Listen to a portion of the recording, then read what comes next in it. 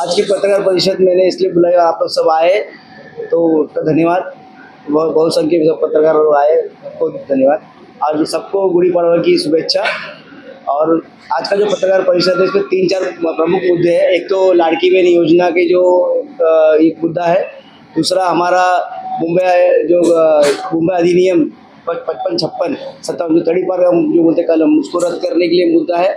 और तीसरा मुद्दा हमारा जो आरक्षण का मुद्दा है, तो 2001 में जो गैजेट हुआ है और हमें आरक्षण मिला, लेकिन आज तक उसका उसका रूल नहीं बना, रूल बुक नहीं बना। इस 3 प्रमुख मुद्दे पे मैंने ये प्रेस कॉन्फ्रेंस बुलाई है। आपने देखा होगा जो मुंबई पुलिस अधिनियम 1950 है, वो जो है उसके अंदर ऐसा है ना कि ये जो कलम जो है 55-56-57 ये ब्रिटिश कालीन कलम है।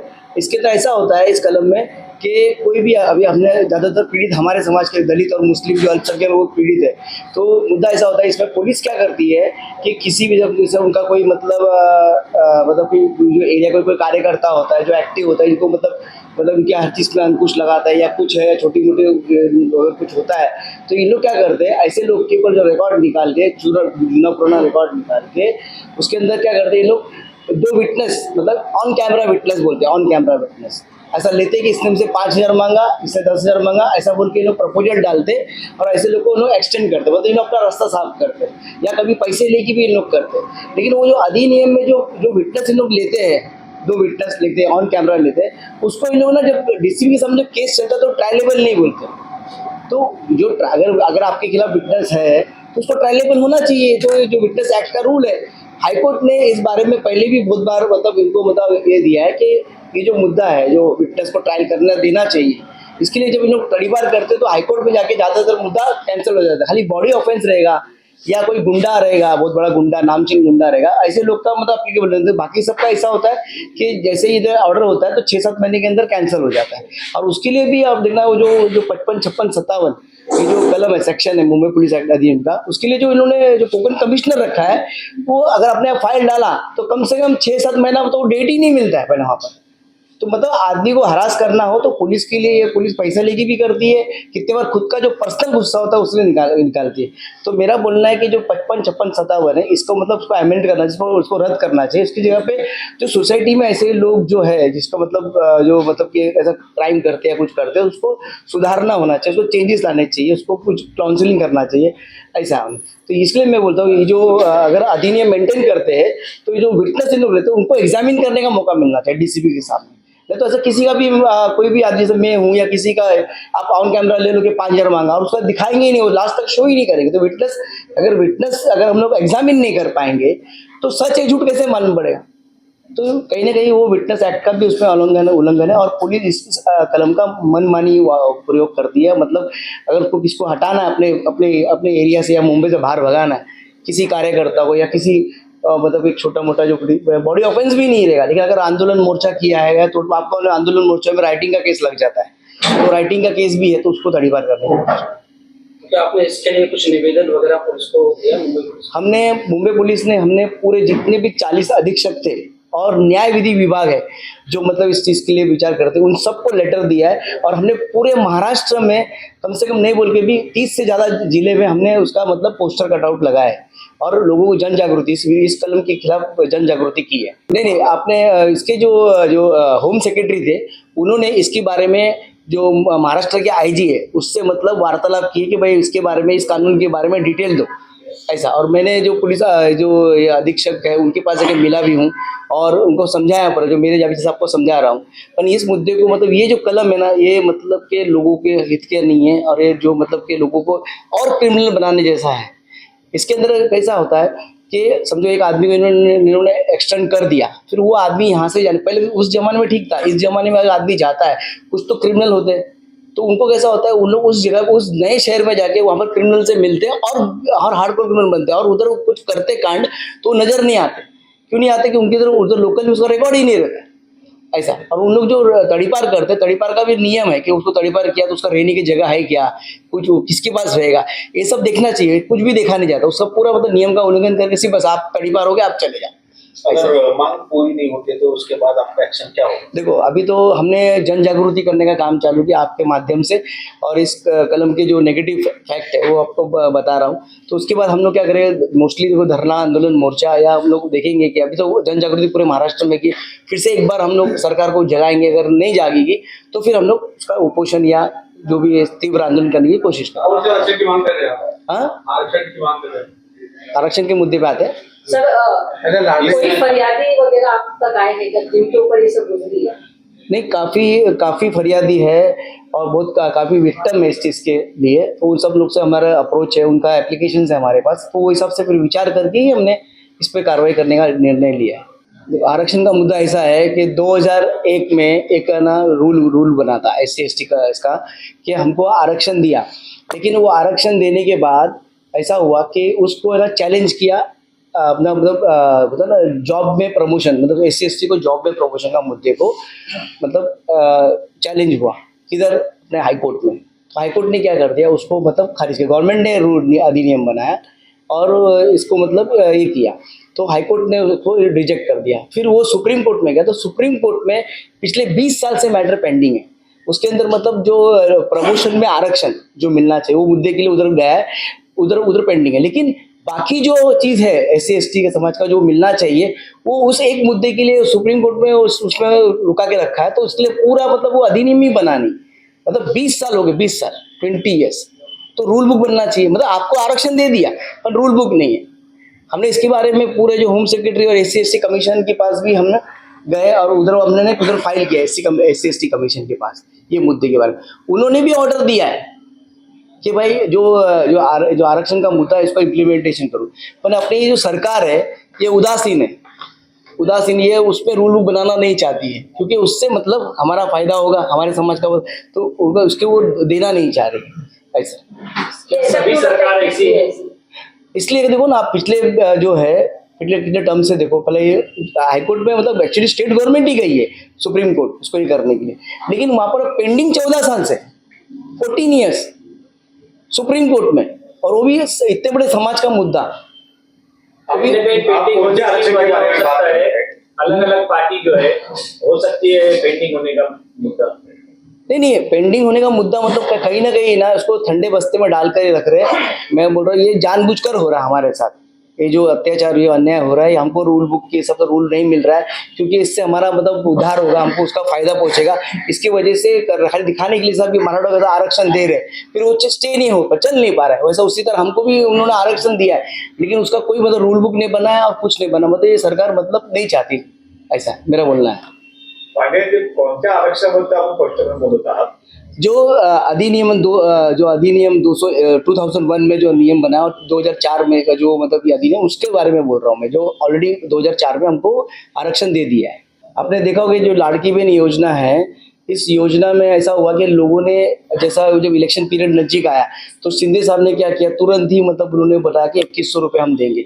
वो 2100 रुपये देने के बोलने की घोषणा की वजह से लोगों ने, जो महिलाओं ने, जो अपनी बहनें हैं, उन्होंने उत्साह होकर उन्होंने वोट भर के दिया।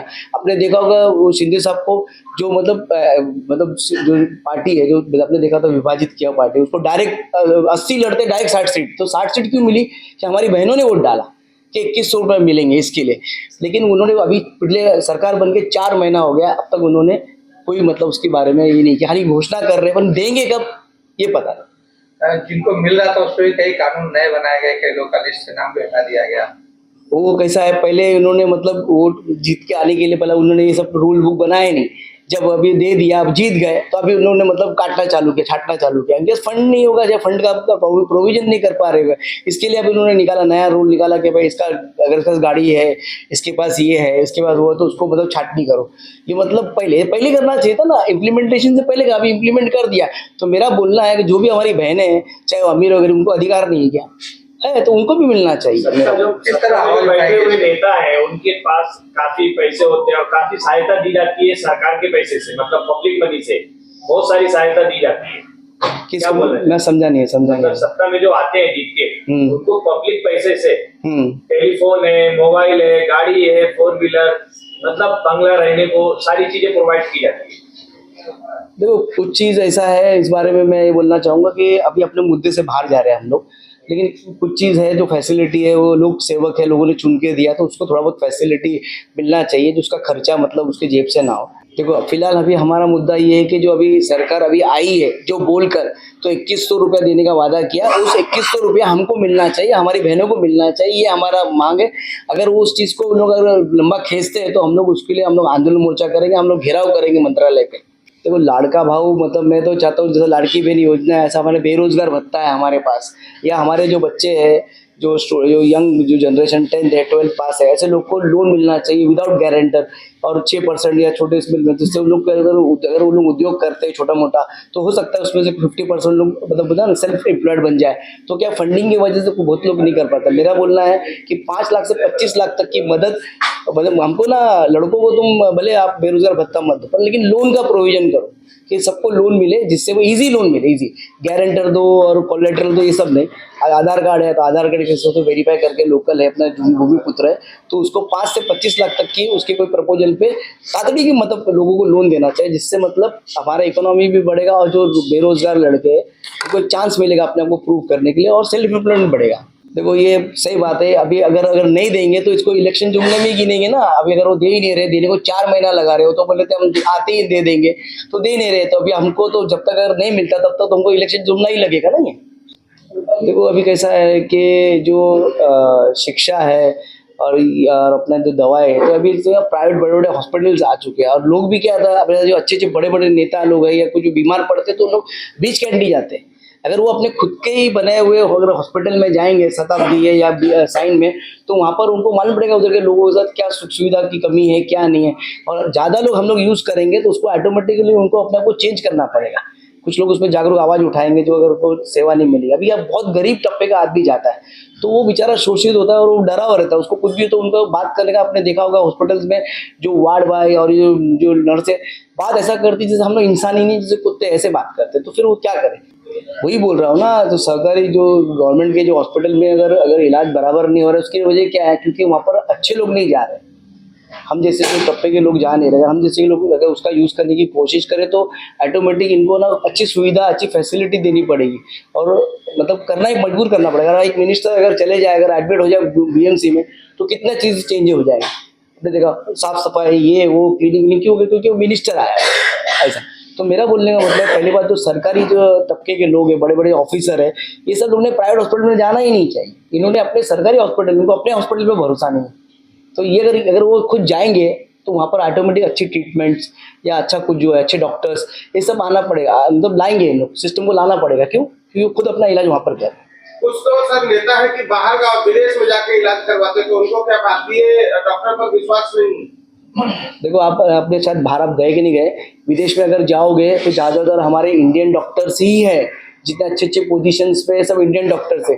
पर उनको यहाँ पर जो है जो टैक्सेशन पॉलिसीज है और जो उनको जो फैसिलिटीज है, और महंगाई कितना हो गया हॉस्पिटल्स बनाने के लिए, मतलब अगर वो जगह अगर सरकार अनुदान करे या और टैक्सेशन जो मशीनरीज है ये सब पे अगर टैक्स हटा दे, आप सिटी स्कैन मशीन लाने जाओगे या कोई मशीन लाने, उस पर इतना टैक्स है कि आदमी मतलब कि मजबूर क्या डॉक्टर करेगा।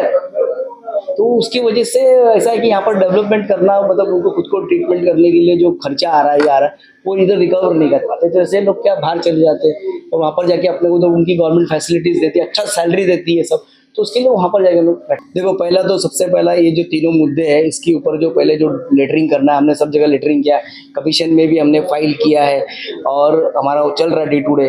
प्लस हम लोग सुप्रीम कोर्ट में जो आरक्षण का मुद्दा जिसके अंदर जो मैटर पेंडिंग है, तो मैं स्टेट गवर्नमेंट को फडणवीस जी को बोलना चाहूँगा, ये तो मिला हुआ आरक्षण है, इसका रूल बुक बनाना है, तो खाली आपको सिर्फ वो जो आरक्षण में जो प्रमोशन है उसको सिर्फ सेटल करना है। बाकी तो अगर वो नहीं हो रहा है तो ठीक है, पर बाकी जो रूल बुक है वो बना के हम लोग को न्याय दे, हमारा को जो आरक्षण मिला उसका पूरा ये मिले।